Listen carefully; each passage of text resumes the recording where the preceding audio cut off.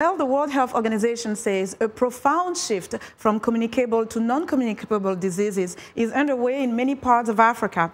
The 2030 Agenda for Sustainable Development, adopted at the United Nations Summit on Sustainable Development in September 2015, recognizes non-communicable diseases as a major challenge for sustainable development. Health experts say reasons for the increase of non-communicable diseases include the trend towards an unhealthy diet that's rich in saturated fat and salt, poor in fruit and vegetables, as well as rapid urbanization. The SDGs Sustainable Development Goals also address nutrition as an important aspect of development. The second of the 17 proposed SDGs is ending hunger, achieving food security, and improving nutrition, and promoting sustainable agriculture.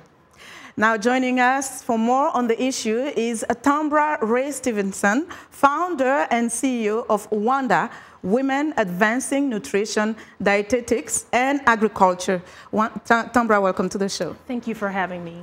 So how do we comprehend the fact that urbanization is impacting nutrition, so having an effect on the increase of non-communicable diseases in Africa?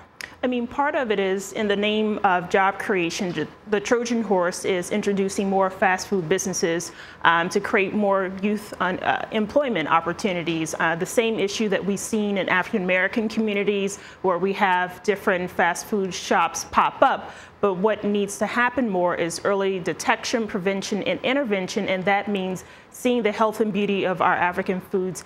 Part of the Global Nutrition Report showed that for every dollar invested in nutrition, you get $16 in return. We build healthy communities, productive employees, and a healthy society overall in order to grow a strong, healthy, and wealthy Africa. So it's definitely the impact on nutrition that is creating a problem. Now, one of the things that we hear, at least I heard sometime, and we know, is that a lot of African food is cooked for a long time. Sure. And some people say that in this process, some food lose their nutritional value. What do you make of this? Is this true?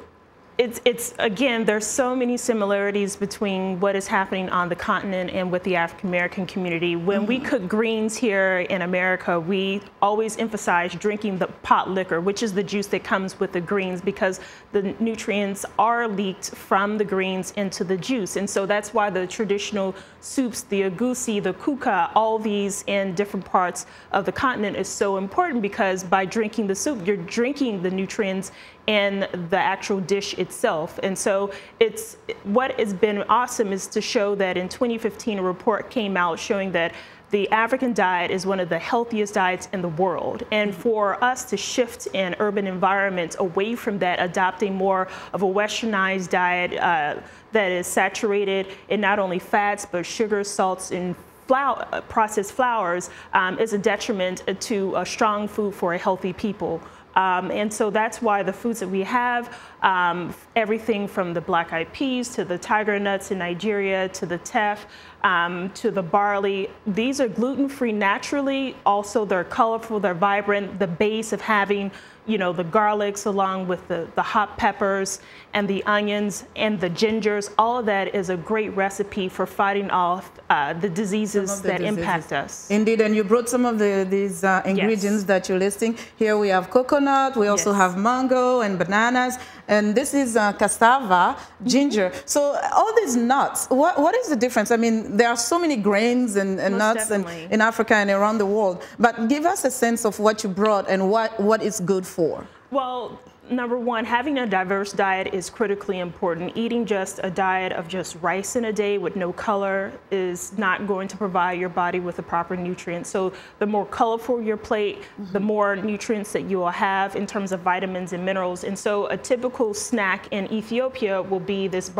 roasted barley mixed with what we call ground nuts in Nigeria, but with peanuts. And so when you combine a grain and a bean, you make for a complete protein. So the black eyed peas or any other kind of legume or a pea or bean, they also is critically important to have proper protein. Even the moringa that we see growing in different parts of East and West Africa, you find being a key staple in a lot of dishes such as in northern Nigeria, which I visited. The thing that I find that of all these dishes that is so important is what I call the 5 Ps of cooking. That is, it's not only just the process, the preparation, and the product, but it's the passion and the purpose. You can either choose to create a meal that heals you or kill you. And so the love that you pour into that dish when we envision our mama preparing a dish is so vitally important, just as much as how we prepare it as well. Love is a good ingredient. Most definitely. Indeed. Let's talk quickly about your organization, WANDA, which aims to develop the next generation of women and girls in agriculture. Agriculture and nutrition. Okay. What we find is that there is a high supply of women and girls, but they're untapped potential on the continent and even in the diaspora. And we see that they need to be able to lead this food movement that is currently happening. We say Africa is the breadbasket, but who is part of cultivating and championing that and being the beneficiaries of that? And so being able to create nutrition education materials, as well as women and girls leading and educating their community for a healthy and wealthy Africa is critically important. They're already there, they're already on the farms, they're already in the markets. And as we look to have more big companies and urbanization, they're going to be displacing these local food economies. And that's why they're so important to invest in. You also teach children about nutrition Most with these definitely. cue cards We have a new quickly. We have a new Where's Wanda book series, which is about empowering young readers to be healthy eaters, leaders, and readers. And so it's about little Wanda traveling through Africa with her magic apron, learning the health and beauty of African foods and sharing that inspiration for other children to be global trotters like her as well. That's fantastic. Tambra, thank you so much for joining us today, and we appreciate all your knowledge on this topic. And that's Tambra Raye Stevenson. She's founder and CEO of WANDA, Women Advancing Nutrition, Dietetics and Agriculture. And that's our health report for today. To stay in touch, find me on Twitter at Linord Moudou.